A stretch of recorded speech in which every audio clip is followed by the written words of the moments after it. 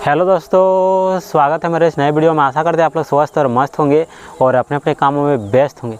आज हम गाइस इस वीडियो में आप लोगों को ताज़ा अपडेट आया हुआ है नेट के थ्रू, जो बनारस से कोलकाता के बीच 610 किलोमीटर जो रोड बन रही है उसी के बारे में ताज़ा अपडेट है। तो आप लोग इस वीडियो में लास्ट तक बने रहेगा। काफ़ी इंपॉर्टेंट अपडेट है गाइस, क्योंकि ये जो है काफ़ी इंटरेस्टिंग है।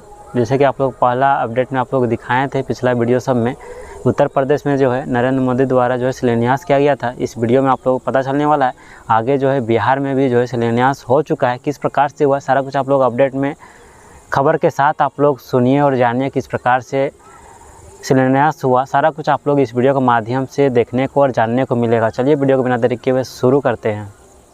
तो चलिए दोस्तों, सबसे पहले हम हेडलाइन को पढ़ते हैं, उसके बाद बारीकी से आप लोगों को पढ़ के सुनाएंगे क्या कुछ लिखा हुआ है इस लेटेस्ट अपडेट में। तो यहाँ पर लिखा हुआ है हेडलाइन में, 4 राज्य 18 जिले हजारों गांव बनने वाला है 610 किलोमीटर लंबा वाराणसी कोलकाता एक्सप्रेसवे, किसान हो जाएंगे मालामाल। इसी पर आधारित पूरा अपडेट है गाइस, तो आप लास्ट तक बने रहिएगा ताकि आप लोग पूरा अपडेट पढ़ के सुना सके। चलिए आगे पढ़ते हैं क्या कुछ लिखा हुआ है इस अपडेट में।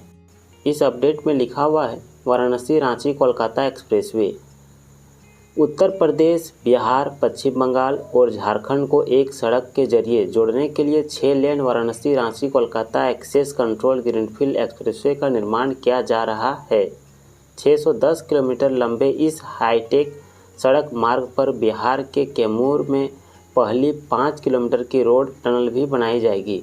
यह एक्सप्रेसवे यूपी के वाराणसी से शुरू होकर बिहार के 4 जिलों, झारखंड के 5 जिलों को कवर करते हुए पश्चिम बंगाल के 4 जिलों में प्रवेश करते हुए नेशनल हाईवे 19 से जा मिलेगा। इस परियोजना को विकसित करने के लिए सरकार 35,000 करोड़ रुपए खर्च कर रही है। प्रोजेक्ट के दूसरे फेज के निर्माण के लिए बिहार से पीएम मोदी ने शिलान्यास कर दिया है। इस सड़क का निर्माण पूरा होने से यूपी से कोलकाता पहुंचने में महज 6 से 7 घंटे का समय खर्च होगा। आइए जानते हैं इस एक्सप्रेसवे की और क्या खासियत है। आगे इस अपडेट में पॉइंट वाइज लिखा हुआ है। तो पहला पॉइंट में लिखा हुआ है वाराणसी गया कोलकाता एक्सप्रेसवे का उद्घाटन। इस पर लिखा हुआ है, भारतमाला परियोजना के तहत देश भर के राज्यों और शहरों को आपस में जोड़ने के लिए एक्सप्रेसवे का जाल बिछाया जा रहा है।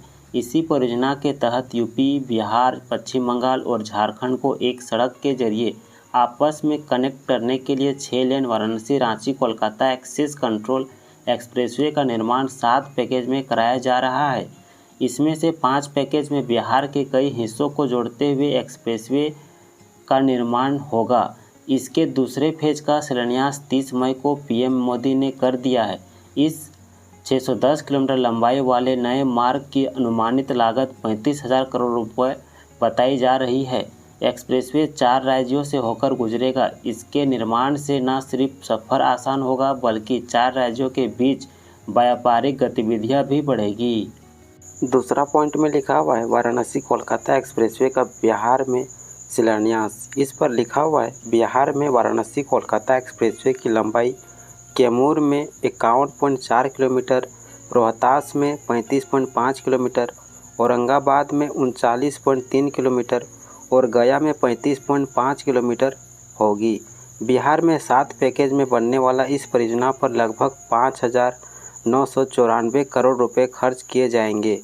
इस सड़क का निर्माण घने जंगल और पहाड़ी इलाकों के बीच नक्सल प्रभावित क्षेत्रों से हो रहा है। पीएम नरेंद्र मोदी के हाथों दूसरे फेज के शिलान्यास के बाद गया जिले के डुमरिया प्रखंड में स्थित अनवर, सलेया, बरहा, चक्करबंधा, तारजुआ, ढक्करपहरी और इमामगंज प्रखंड के बसेता, जमुआ, बंसी से होकर ये सड़क कनेक्ट होगी। कयास लगाया जा रहा है साल 2027 तक इसका निर्माण कार्य पूरा कर लिया जाएगा। अगला पॉइंट में लिखा हुआ है वाराणसी रांची कोलकाता एक्सप्रेसवे पर टनल। इस पर लिखा हुआ है वाराणसी रांची कोलकाता एक्सप्रेसवे के रास्ते 18 जिले आ रहे हैं, जिसके तहत हजारों की संख्या में गांव कवर करेंगे। इस रूट पर बिहार में पहली रोड टनल बनाने के लिए NHAI ने अनुमति दे दी थी, जिसकी लंबाई 5 किलोमीटर है। यह सुरंग कैमूर जिला स्थित कैमूर की पहाड़ी में निर्मित की जाएगी, जो सोन नदी को पार करके सासाराम से औरंगाबाद को जोड़ेगी। कैमूर टनल देश के टॉप 10 लंबाई वाली सुरंगों में 6वें स्थान पर दर्ज होगी। इस ग्रीनफील्ड 6 लेन एक्सप्रेसवे के लिए बिहार में 136.7 किलोमीटर जमीन चिन्हित ली गई है। फेज 1 के निर्माण के लिए 1371 करोड़ खर्च किए जा रहे हैं। अगला पॉइंट में लिखा हुआ है Varanasi Ranchi Kolkata expressway route map. इस पर लिखा हुआ है वाराणसी रांची कोलकाता एक्सप्रेसवे वाराणसी से शुरू होगा।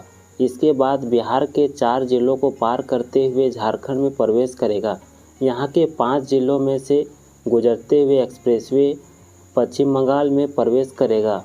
यह बंगाल के भी 4 जिलों से होते हुए नेशनल हाईवे 19 से जा मिलेगा। इस परियोजना का 22 किलोमीटर का हिस्सा यूपी, बिहार में 159 किलोमीटर, झारखंड में 187 किलोमीटर और पश्चिम बंगाल में सबसे ज़्यादा 242 किलोमीटर लंबाई का हिस्सा होगा।